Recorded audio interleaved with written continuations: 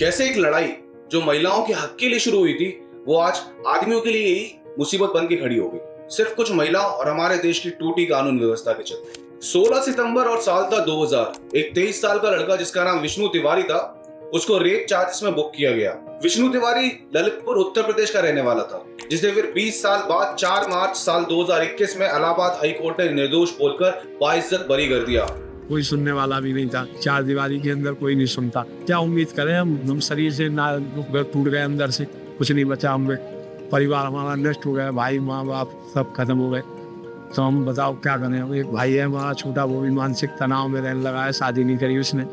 विष्णु तिवारी की जेल से बाहर आने के वक्त उम्र 43 साल हो चुकी थी और तब उसकी फैमिली में सिर्फ उसके छोटे भाई के अलावा कोई और नहीं बचा था। जेल से बाहर आने के बाद मीडिया से उसका बस इतना ही कहना था कि वो अब बिल्कुल टूट चुका है। उसके परिवार में उसके भाई के अलावा अब कोई और नहीं है। उसके पास अभी केवल 600 रुपए हैं, जो कि उसे जेल से बाहर आते वक्त जेल एडमिनिस्ट्रेशन की तरफ से मिले।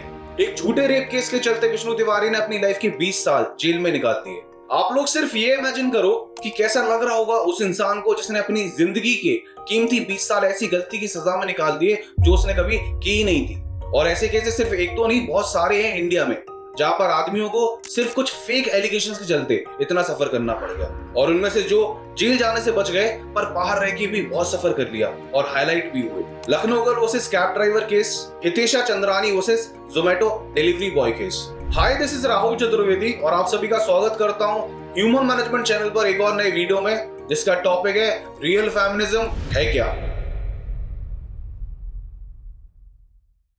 आजकल स्पेशली सोशल मीडिया पर और सोसाइटी में सारे के सारे लोग दो टीम में बट गए हैं। एक टीम है सारे लड़कों की और दूसरी टीम है लड़कियों की। लड़कों का कहना है कि ये लड़कियां भी तो ऐसा करती हैं और लड़कियों का कहना होता है कि ये लड़के सारे के सारे ऐसे ही होते हैं। आजकल ये एक अलग जेंडर डिस्टर्बेंस बन गया है हम सभी लोगों के बीच में, जहां पर लोग सोशल मीडिया पर एक दूसरे को ब्लेम करते हैं, कई बार उन चीजों के लिए जिनसे उनमें से किसी का भी कुछ लेना देना है ही नहीं। पर ये जेंडर डिस्टर्बेंस आया कहां से, ये सवाल आप सभी के दिमाग में जरूर आता होगा। इस जेंडर डिस्टर्बेंस की शुरुआत हुई थी मेल डोमिनेंसी से, जिसे हम सब पैट्रियार्की भी कहते हैं। पैट्रियार्की बहुत पहले से एग्जिस्ट करती है ह्यूमन सोसाइटी में। हालांकि इसे आजकल बड़े शहरों में लोग समझने लगे हैं और सब इसे मिलकर हटा भी रहे हैं। पर सिर्फ इंडिया में ही नहीं, पूरे वर्ल्ड में आज भी पैट्रियार्की एग्जिस्ट करती है। जैसे आदमियों की डोमिनेंसी के लिए इस्तेमाल होने वाला शब्द पैट्रियार्की है, वैसे ही औरतों की डोमिनेंसी के लिए इस्तेमाल में आने वाला शब्द है मैट्रियार्की। आप में से यकीनन कई सारे लोगों ने पैट्रियार्की वर्ड तो सुना ही होगा, पर मैट्रियार्की वर्ड काफी लोगों के लिए नया होगा। इसका रीजन है मीडिया,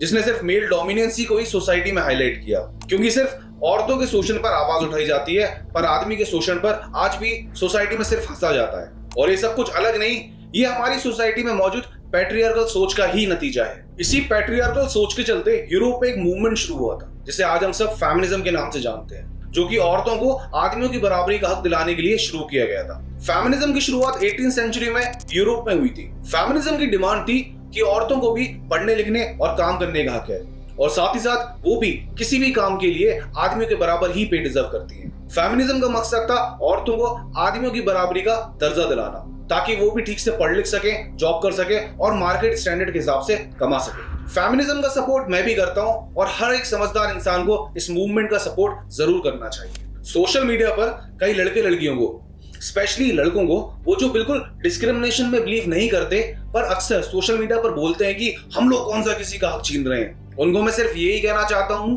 कि कंडीशन अगर आपके आसपास बढ़िया है, इसका मतलब ये नहीं कि पूरे जहां में भलाई फैल गई। आज भी डिस्क्रिमिनेशन है और बहुत ज्यादा है हमारी सोसाइटी में।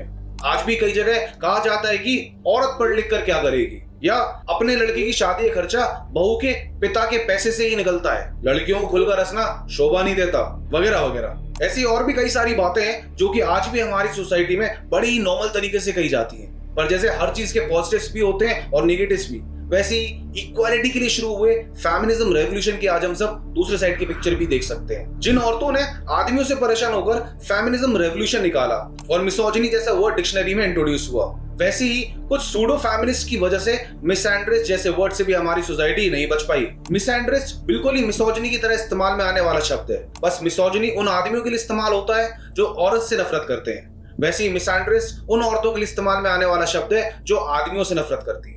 एक रेवोल्यूशन, एक मुहिम जो औरतों के सही हक के लिए शुरू हुई थी, वो कैसे आज एक जेंडर वॉर में कन्वर्ट हो गई है। लड़के और लड़की आज दो अलग अलग टीम का हिस्सा हैं। एक टीम अपने घर में बैठे बैठे फोन से सोशल मीडिया पर ज्ञान देती है दूसरी घर में बैठी टीम को, और मजे की बात तो ये है कि उनमें से ज्यादातर लोगों ने कभी उन प्रॉब्लम्स को रियल लाइफ में फेस किया ही नहीं जिस पर वो ज्ञान देते हैं। ऐसे में कई बार बिना बात के दो जेंडर्स के बीच झगड़ा शुरू हो जाता है सिर्फ ओपिनियंस के चलते।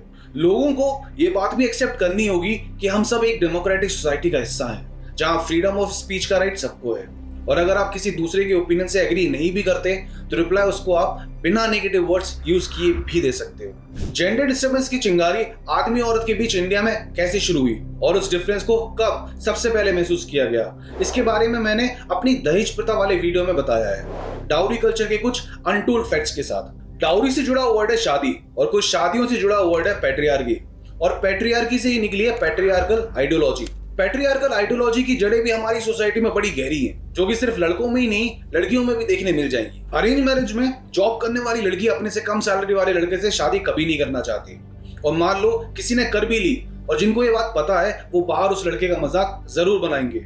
वो देखो अपनी बीवी से कम कमाता है, या खुद की कमाई से घर नहीं चलता होगा तभी बीवी को नौकरी करा रहा है। लड़की की हाइट हमेशा लड़की से ज्यादा होनी चाहिए, भले ही खुद की लड़की की हाइट कम हो पर लड़का उसके घर वालों को लंबाई चाहिए। लड़के की हाइट उसकी बीवी से कम होना आज भी हमारी सोसाइटी में एक मजाक की तरह ही देखा जाता है। लड़की का रंग गोरा नहीं तो उसकी शादी में बहुत दिक्कत आएगी। कई लड़कियां तो अपने कॉम्प्लेक्शन की वजह से अपने परिवार पर ही बोझ बन जाती हैं। ये सारे एग्जाम्पल्स पैट्रियार्कल आइडियोलॉजी की ही देन है, जिससे आज सब परेशान है पर खुद की सोच बदलने पर कोई काम नहीं करना चाहता। पर औरतों के लिए काम किया मैरी वोलस्टोनक्राफ्ट ने, जिन्हें मदर ऑफ फेमिनिज्म भी बोला जाता है। मैरी ब्रिटिश राइटर और फिलोसोफर थी।